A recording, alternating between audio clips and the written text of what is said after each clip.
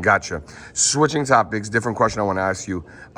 So, boxing world, hardcore fans, we all saw what happened at the Palladium, or not the Palladium, excuse me, Radio City Hall for Canelo's press conference with His Excellency pushing away the WBC belt, and then the announcement following with Dana. So I had to ask you, because Eddie, you're one of the most well-known promoters. I mean, you're the face of the promoters. Eddie's the face of the promoters of the boxers, right? You're out there a lot. Do you feel slighted by His Excellency putting Dana White on such a high pedestal of somebody who has zero experience in a successful boxing promotion? Honestly, and this is just speaking just from the heart, couldn't give a shit.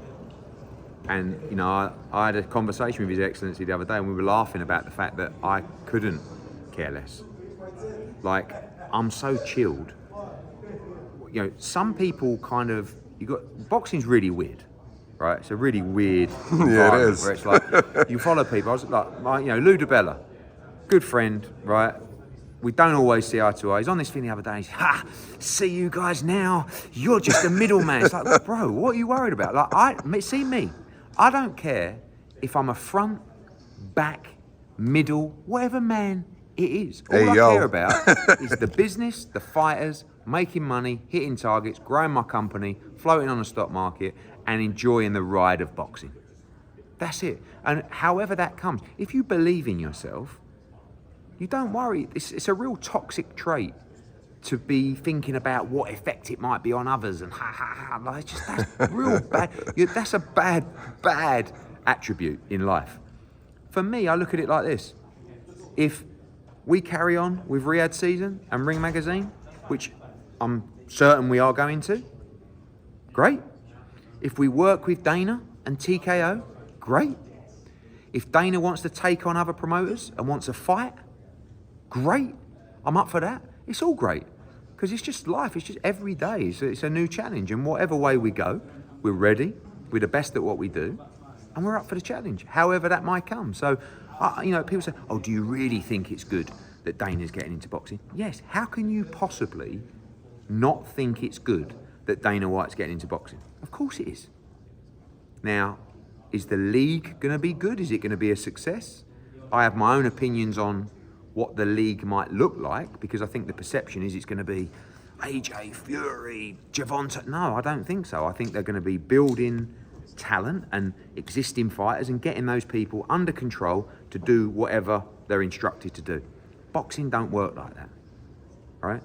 Boxing is the worst business in the world. And I hope these guys have got the appetite to be up all fucking night and sleep with one eye open every single day.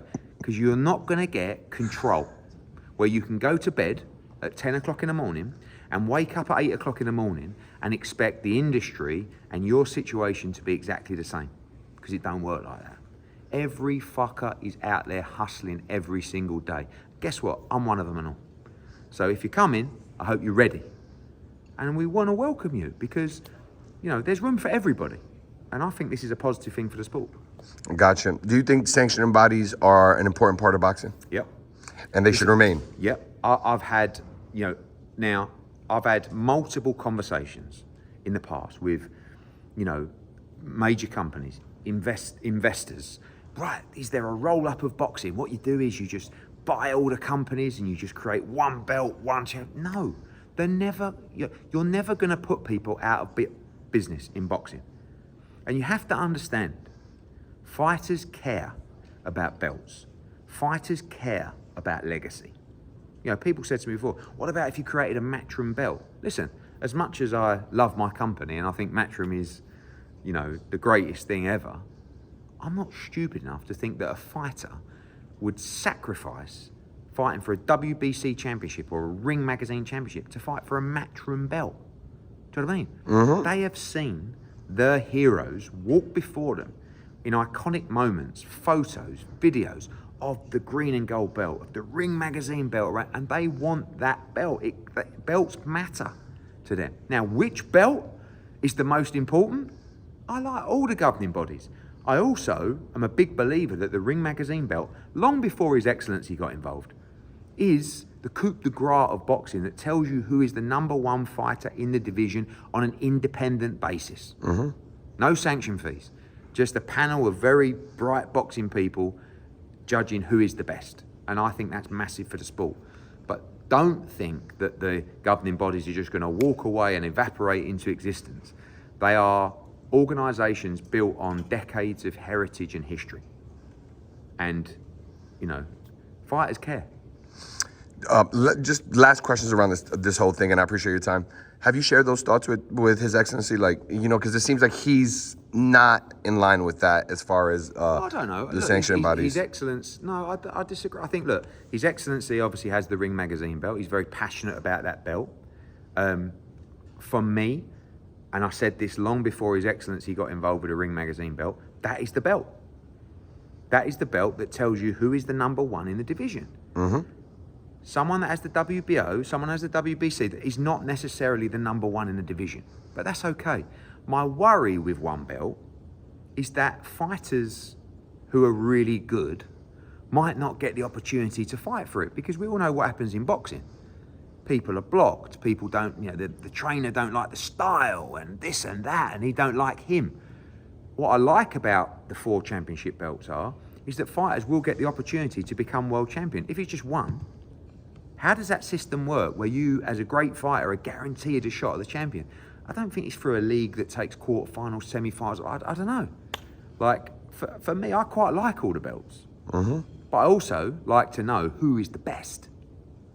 Do you know what I mean? I don't believe that the league is necessarily built on telling you who the best in boxing is. Necessarily. I might be wrong. I've absolutely no idea. In terms of the fighters they're recruiting, which I know, it's, you know, that's not the aim. But I don't necessarily think TKO is it's a great company, a smart business. These guys are smart. They want control. They don't want to be dealing with a manager and a lawyer paying, you know, dozens of millions for a fight that puts you at financial risk. Do you know what I mean? Yes. Boxing is a wild game, and it's a wild business. And not only do they need to do something in the sport, they can't operate, in my opinion, they won't want to operate in a standard boxing world. So they have to try and take an ownership and get hold of it and build it in a way that makes sense for their business. Got it. Last question, and you might not have the answer, but I'm just curious. I've always got the answer. Yeah, there you go. Well, I hope you do, because this is interesting. I think it's a good question, at least. You know, when I envision, and who am I? I just, you know, cover the fights, ask the questions. But when I envision, like, okay, what could His Excellency be doing in boxing? I envisioned months ago, maybe he's going to get all the promoters to work together, and then we'll have like some sort of overarching organization where the promoters, fighters, you know, they fight, they get into the ring with one another. And it seems like that was happening, but then it seems like he's deviating. Here's the question. Do you have any idea what His Excellency's overall plan is?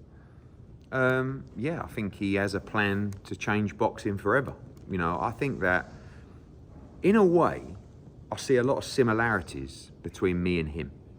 In the sense of, we don't care how you get there. You've just got to get there. And as long as you understand that relationship, you can never be offended. Do you know what I mean? Mm-hmm. So, when he wants something, when he wants me, one of my fighters, or he wants me to do something, he calls me. And I do it, and I get the gig. When he wants something else, he calls someone else. But you have to look at the consistency of the man has never changed, right? He's never gone with one promoter.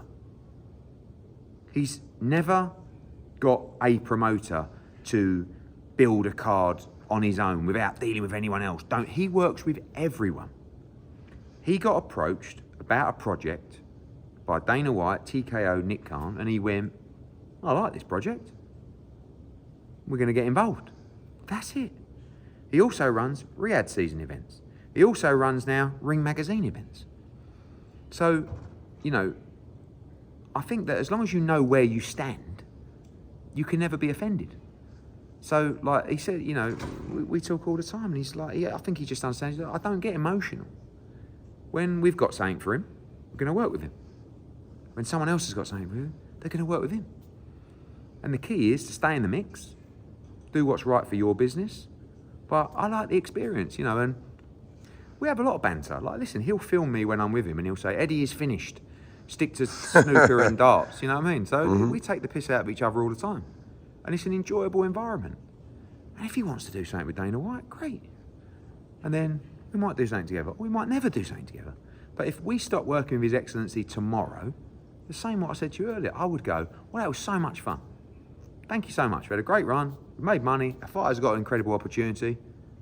I wish you the best of luck. But I would like to work with His Excellency for a long time. I believe he knows the quality that we bring. I believe he knows how we operate our business. But it all comes down to what he wants at the time to make sure he can hit his vision, his targets, his strategy. He's very, very driven and determined about what he wants and the vision that he has for the sport. And if you've got something that can help that, come on. And if you haven't, maybe later. That's it. Don't take it too personal. Enough said. Eddie Hearn, Kevin Garcia, FightHype. I appreciate your time, man. Cheers, mate. Peace.